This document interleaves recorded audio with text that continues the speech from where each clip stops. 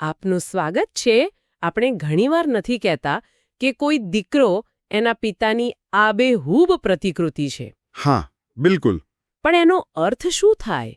શું તે બિલકુલ એ જ વ્યક્તિ છે કે પછી એનું એકદમ પરફેક્ટ પ્રતિબિંબ? અને જુઓ, ખ્રિસ્તી ધર્મશાસ્ત્રમાં ઈશ્વર અને ઈશુના સંબંધને લઈને સદીઓથી આવી જ એક ઊંડી ચર્ચા ચાલી રહી છે. હા, અને આજના સ્ત્રોત આપણને આ જ ગૂંચવણમાં ઊંડા ઉતારે છે. બિલકુલ. અને આ માત્ર શબ્દોની રમત નથી, ખબર છે? આજનો આપણો મકસદ એ સમજવાનો છે કે આ ચર્ચાના મૂળમાં શું છે. આપણે એક માત્ર પુત્ર અને પ્રથમ જનિત જેવા શબ્દો વચ્ચેનો ફરક જાણીશું. સ્ત્રોત મુખ્યત્વે એક સવાલ પૂછે છે: શું પુત્ર મતલબ કે ઈશ્વરનું બીજું વ્યક્તિત્વ એ પિતાનો જ સાર છે? ઓકે. કે પછી એ સારનું સ્વરૂપ છે? ચાલો આ સફર શરૂ કરીએ અને જોઈએ કે આ બધું આપણને ક્યાં લઈ જાય છે. સાર અને સ્વરૂપ. સાચું કહું તો શરૂઆતમાં થોડું અઘરું લાગે છે. હા, લાગે એવું. એક સામાન્ય વ્યક્તિ માટે આનાથી શું ફરક પડે? શું આ બધી ચર્ચા ખાલી મોટા ધર્મશાસ્ત્રીઓ માટે જ નથી? લાગે એવું, પણ સ્ત્રોત કહે છે કે આના પર જ પેલો મુક્તિનો આખો ખ્યાલ ટકેલો છે. ઓકે. ચાલો આ બે દ્રષ્ટિકોણને સરળ રીતે સમજીએ. પહેલો મત એવો છે કે પુત્ર એ પિતાનો સાર છે, એટલે કે બંને મૂળભૂત રીતે એક જ છે. એક જ. સ્વરૂપ કે પ્રતિબિંબની જરૂર તો ત્યારે પડી જ્યારે ઈશ્વરને આ દુનિયા સામે પોતાની જાતને પ્રગટ કરવી હતી. હા, બરાબર. જો દુનિયા હોત જ નહીં તો કોઈ સ્વરૂપની જરૂર જ ન પડત. બરાબર. ઓકે. એટલે કે પુત્ર અને પિતા એક જ તત્વ છે. અને બીજો મત શું કહે છે? બીજો મત કહે છે કે પુત્ર એ પિતાના સારનું સ્વરૂપ છે. હવે આનો અર્થ એ નથી કે તે ઓછા છે. ના. પણ એ કે તે હંમેશાથી અનંતકાળથી પિતાના ગૌરવનું પ્રતિબિંબ રહ્યા છે. ઉદાહરણ તરીકે? જેમ સૂર્ય અને તેનું કિરણ. કિરણ સૂર્ય નથી, પણ તે સૂર્યના ગૌરવને પ્રગટ કરે છે અને તે સૂર્યથી અલગ પણ નથી. આ એક સૂક્ષ્મ પણ બહુ મોટો તફાવત છે. ઠીક છે. આ ભેદ થોડો સ્પષ્ટ થયો, પણ મારો મૂળ સવાલ હજુ એ જ છે. આનાથી ફરક શું પડે? આ ચર્ચા અને પેલું ક્રોસ પરનું બલિદાન, એ બંને વચ્ચે શું સંબંધ છે? સ્ત્રોત આ બંનેને જોડે છે, જે મને ખૂબ રસપ્રદ લાગ્યું. અને આ જ આખા વિશ્લેષણનો હાર્દ છે. સ્ત્રોત દલીલ કરે છે કે જો ઈશુ ઈશ્વરનો સાર ન હોય, જો તે પિતાની બરાબર ન હોય, તો ક્રોસ પરનું બલિદાન પોતાનું મહત્વ ગુમાવી દે છે. કેવી રીતે? વિચારો, જો ઈસુ માત્ર એક શ્રેષ્ઠ દેવદૂત કે કોઈ મહાન જીવ હોત, તો તેમનું બલિદાન શું કહેવાત? એ તો એવું થયું કે ઈશ્વરે એક જીવને બીજા જીવોને બચાવવા માટે મારી નાખ્યો. હા, એ તો પ્રેમ નહીં પણ હિંસા કહેવાય. સ્ત્રોત કહે છે એમ ઈશ્વર મારા પાડોશીના પાપનો બોજ મારા પર નથી નાખતા. બરાબર. તો પછી એક નિર્દોષ જીવને બીજા પાપી જીવો માટે બલિદાન આપવું એ ન્યાયી કઈ રીતે હોઈ શકે? બરાબર. કોઈને બચાવવાની કિંમત કેટલી મોટી છે એના પર જ બચાવનું મહત્વ ટકેલું છે. સાચી વાત. જો એક જીવના બદલામાં બીજું જીવ આપવામાં આવે તો એ સોદામાં કોઈ ગૌરવ નથી. પણ સ્ત્રોત ભારપૂર્વક કહે છે કે ઈશ્વરે કોઈ બીજાને નહીં, પણ પોતાની જાતને કિંમત તરીકે ચૂકવી. પોતાની જાતને? હા. જ્યારે સર્જનહાર પોતે સૃષ્ટિ માટે પીડાય છે, ત્યારે જ તેમનો પ્રેમ અને ન્યાય તેની ચરમસીમાએ પહોંચે છે. અને આ ત્યારે જ શક્ય બને જ્યારે પુત્ર અને પિતા એક જ સાર હોય. વાહ! તો આ તો આખો દ્રષ્ટિકોણ જ બદલાઈ જાય છે. આ સાર અને સ્વરૂપની ચર્ચા એ સાબિત કરવા માટે છે કે ક્રોસ પર ચૂકવાયેલી કિંમત અનંત હતી, કારણ કે તે ખુદ ઈશ્વરે ચૂકવી હતી. ચોક્કસ. સ્ત્રોતમાં એક ક્રમ પણ બતાવ્યો છે. ઈશ્વર જીવ બને છે, પછી તેજ બને છે અને છેવટે ઈશ્વરનું સ્વરૂપ બને છે. આનો હેતુ શું છે? આનો હેતુ એ છે કે આપણા જેવા મર્યાદિત જીવો અનંત ઈશ્વરના ગૌરવને જોઈ શકે અને સમજી શકે. અને માત્ર જોઈ જ નહીં, પણ એ ગૌરવને પોતાના જીવનમાં પ્રતિબિંબિત કરીને પોતે પણ ઈશ્વરનું સ્વરૂપ બની શકે. આ એક અદ્ભુત યોજના છે. અદ્ભુત. એટલે અંતે ભલે આપણે પુત્રને સાર કહીએ કે સ્વરૂપ, સ્ત્રોતનો નિષ્કર્ષ એ છે કે તે ઈશ્વર છે અને પૂજાને યોગ્ય છે. ઓકે, તો પુત્રનું ઈશ્વર હોવું જરૂરી છે એ વાત સ્પષ્ટ થઈ. પણ સ્ત્રોતમાં બે અલગ શબ્દો વાપરવામાં આવ્યા છે: એકમાત્ર પુત્ર અને પ્રથમ જનિત. હા. મને તો હંમેશા લાગતું કે આ બંનેનો અર્થ એક જ થાય. શું એમાં કોઈ ફરક છે? હા, અને સ્ત્રોત મુજબ આ ફરક ખૂબ જ મહત્વપૂર્ણ છે. એકમાત્ર પુત્ર એ એક અનન્ય પદવી છે. અનન્ય?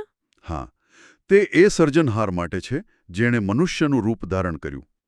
ઈસુ એકમાત્ર પુત્ર છે કારણ કે તે દૈવી હોવા છતાં જીવ બન્યા. કોઈ પણ સૃષ્ટિ જીવ, ભલે તે ગમે તેટલું મહાન હોય, એકમાત્ર પુત્ર ન હોઈ શકે. આ તેમની ઓળખ છે. તો પછી પ્રથમજનિત શું છે? આને આ રીતે વિચારો. એકમાત્ર પુત્ર હોવું એ એક જન્મજાત અજોડ ઓળખ છે. ઓકે.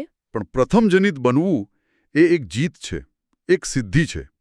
ઈસુ મૃત્યુ પર વિજય મેળવી પુનરુત્થાન પામીને પ્રથમજનિત બન્યા. ઓહો. પ્રથમજનિત એ એક આદર્શ છે, એક એવો રસ્તો જે બીજાઓ માટે ખુલ્લો મુકાયો છે. ઓહો.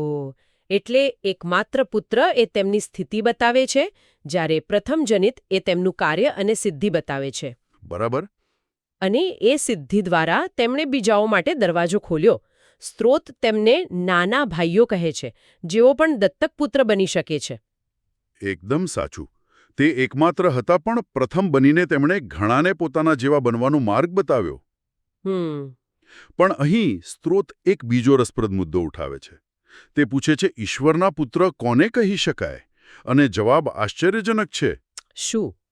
સ્ત્રોત કહે છે કે વ્યાપક અર્થમાં તો દૂતોને પણ પુત્રો કહી શકાય. એક મિનિટ, મને અહીંયા એક વાત સમજાઈ નહીં. જો દૂતો પણ પુત્રો છે કારણ કે તેઓ ઈશ્વરને પ્રેમ કરે છે, તો પછી તેમને વારસો કેમ ન મળે? સ્ત્રોત કહે છે કે તેમને વારસો નથી મળતો કારણ કે તેમણે દુઃખ નથી સહન કર્યું. તો શું પ્રેમ પૂરતો નથી? આ તો થોડું કઠોર નથી લાગતું ને? આ એકદમ યોગ્ય સવાલ છે. અને સ્ત્રોતનો જવાબ પણ એટલો જ સીધો છે. તે કહે છે, દુઃખ વિના ગૌરવ નહીં. દુઃખ વિના ગૌરવ નહીં. હા, દૂતો પ્રેમ કરે છે, પણ તેમણે પાપ અને મૃત્યુ સામે સંઘર્ષ કરીને, ક્રોસનો માર્ગ અપનાવીને વિજય મેળવ્યો નથી. વારસો માત્ર એમના માટે છે જેઓ પ્રથમજનિતના દુઃખ અને વિજયમાં ભાગીદાર બને છે. ઓકે. આ એક એવો વારસો છે જે પ્રેમથી શરૂ થાય છે, પણ સંઘર્ષ દ્વારા પ્રાપ્ત થાય છે. સમજાયું. તો આ બધું ભેગું કરીએ તો ઈશ્વરે એક યોજના બનાવી. એ યોજનામાં પુત્ર એક આદર્શ નમૂનો બન્યા, પણ એનો વ્યવહારિક અર્થ શું? આપણે એમના જેવા કેવી રીતે બની શકીએ? અહીં આદર્શ નમૂનાનો અર્થ સમજવો જરૂરી છે. સ્ત્રોત સ્પષ્ટ કરે છે કે આનો અર્થ એ નથી કે ઈસુ પ્રથમ સૃષ્ટિ જીવ હતા. ના, એ તો અનાદિ છે. બરાબર. પણ આનો અર્થ એ છે કે સમગ્ર સૃષ્ટિની રચના જ તેમને કેન્દ્રમાં રાખીને કરવામાં આવી હતી. તે સર્જનનો અંતિમ હેતુ અને નમૂનો છે. હવે આપણે એ નમૂના જેવા કેવી રીતે બની શકીએ, એની પ્રક્રિયા સ્ત્રોત સમજાવે છે. અને એ પ્રક્રિયા શું છે? શું એને કોઈ ચોક્કસ પગલાં છે? હા, સ્ત્રોત એક સ્પષ્ટ માર્ગ બતાવે છે. પેલું પગલું છે પ્રથમજનિતને જોવું અને તેમનું અનુકરણ કરવું. એટલે કે પ્રેમ કરવો. હા, એટલે કે ઈશ્વર અને પડોશીને પ્રેમ કરવો. બીજું, ઈશ્વરના વચનને સ્વીકારીને ફરીથી જન્મવું. આ ફરીથી જન્મવું એટલે શું? શું આ કોઈ રહસ્યમય અનુભવ છે? સ્ત્રોત મુજબ આ એક આંતરિક પરિવર્તન છે જે આપણને પાપ પર વિજય મેળવવાની શક્તિ આપે છે. અને આ વિજય જ આપણને છેલ્લા પગલા તરફ દોરી જાય છે, પુનરુત્થાન દ્વારા મૃત્યુ પર વિજય. અને પછી? જે દિવસે કોઈ જીવ આ વિજય મેળવે છે, તે દિવસે તે સત્તાવાર રીતે દત્તક પુત્ર તરીકે સ્થાપિત થાય છે અને વારસો મેળવે છે. આખી પ્રક્રિયા ખૂબ જ તાર્કિક લાગે છે, પણ સાથે સાથે ખૂબ જ મુશ્કેલ પણ. શું કોઈ જીવ પોતાની શક્તિથી પાપ પર વિજય મેળવી શકે છે?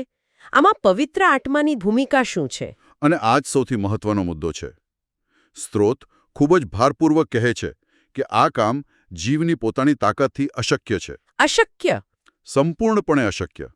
આ ફક્ત અને ફક્ત પવિત્ર આત્મા દ્વારા જ શક્ય છે. અને પવિત્ર આત્મા ત્યારે જ મળે છે જ્યારે કોઈ વ્યક્તિ ઈસુના બલિદાન દ્વારા પોતાના પાપોની માફી મેળવે છે. અહીં એક વાત મને ખૂબ જ પ્રભાવિત કરી ગઈ. ઈસુને તો પાપોની માફીની જરૂર નહોતી, કારણ કે તે નિષ્પાપ હતા. બરાબર.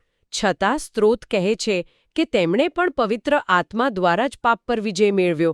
તેમણે પોતાની કોઈ ખાસ દૈવી શક્તિનો ઉપયોગ ન કર્યો, જે આપણી પાસે નથી. આ તો બહુ મોટી વાત છે. બહુ જ મોટી. કારણ કે જો તેમણે પોતાની દૈવી શક્તિથી પાપ પર વિજય મેળવ્યો હોત, તો તે આપણા માટે અનુસરવા યોગ્ય ઉદાહરણ ન બની શક્યા હોત. હા, આપણે કહી શક્યા હોત કે એ તો ઈશ્વર હતા, એટલે કરી શક્યા, અમે કેવી રીતે કરીએ? ચોક્કસ. પણ તેમણે પવિત્ર આત્મા પર નિર્ભર રહીને વિજય મેળવ્યો. આમ કરીને તેમણે બતાવ્યું કે જે માર્ગ તેમણે ખોલ્યો છે એ જ માર્ગ પર ચાલીને એ જ આત્માની મદદથી આપણે પણ વિજય મેળવી શકીએ છીએ. બરાબર.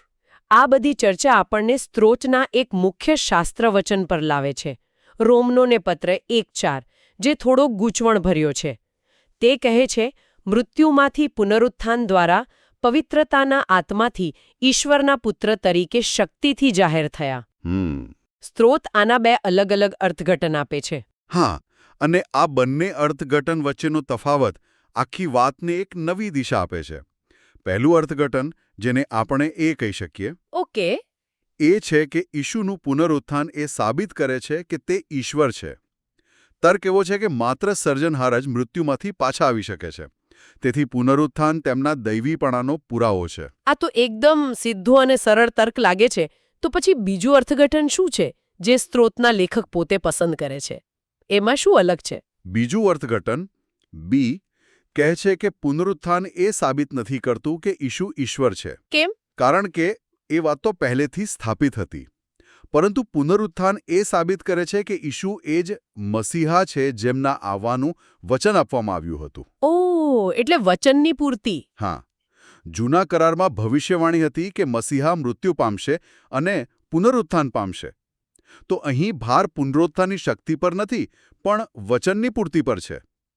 પુનરુત્થાન એ પુરાવો છે કે ઈશુ એ જ છે જેમના વિશે ભવિષ્યવાણીઓ થઈ હતી. તો ચાલો આજના આ ઊંડાણપૂર્વકના વિશ્લેષણને ટૂંકમાં સમજીએ. આપણે એક સરળ સવાલથી શરૂઆત કરી હતી કે દીકરો પિતા જેવો છે કે પિતાનું પ્રતિબિંબ છે? અને આપણે જોયું કે આ સવાલના જવાબ પર મુક્તિની આખી ઇમારત ટકેલી છે. પછી આપણે એકમાત્ર પુત્ર, જે એક અનન્ય ઓળખ છે, અને પ્રથમ જનિત, જે એક જીતેલો માર્ગ છે, વચ્ચેનો ફરક સમજ્યા. બરાબર. અને છેવટે આપણે જોયું કે પ્રથમ જનિતના પગલે ચાલીને પવિત્ર આત્માની મદદથી મનુષ્ય પણ કેવી રીતે ઈશ્વરનું સ્વરૂપ બની શકે છે. ખરેખર, સ્ત્રોત એક એવી ભવ્ય યોજના રજૂ કરે છે જેનો અંતિમ ઉદ્દેશ્ય છે સંપૂર્ણ સ્વતંત્ર ઈચ્છા પ્રાપ્ત કરવાનો. સંપૂર્ણ સ્વતંત્ર ઈચ્છા. હા, સ્ત્રોત મુજબ જ્યારે પૂરતી સંખ્યામાં લોકો દુઃખ અને પરીક્ષણો દ્વારા મૃત્યુ પર વિજય મેળવશે, ત્યારે તેમનામાંથી પાપ કરવાની સંભાવના જ હંમેશા માટે દૂર થઈ જશે. તેમની સ્વતંત્ર ઈચ્છા પૂર્ણતાએ પહોંચશે. વાહ! અને આ વાત સાંભળનાર માટે એક બહુ મોટો વિચાર છોડી જાય છે. અને એ વિચાર શું છે? વિચાર એ છે કે જો અંતિમ ધ્યેય અને સાચી સ્વતંત્રતા એવી સ્થિતિ છે જ્યાં પાપ કરવું શક્ય જ નથી, તો અત્યારે આપણે જેને પસંદગીની આઝાદી કહીએ છીએ, તે ખરેખર શું છે? શું તે સાચી આઝાદી છે કે પછી માત્ર સંપૂર્ણ આઝાદી સુધી પહોંચવાનો એક તાલીમનો તબક્કો?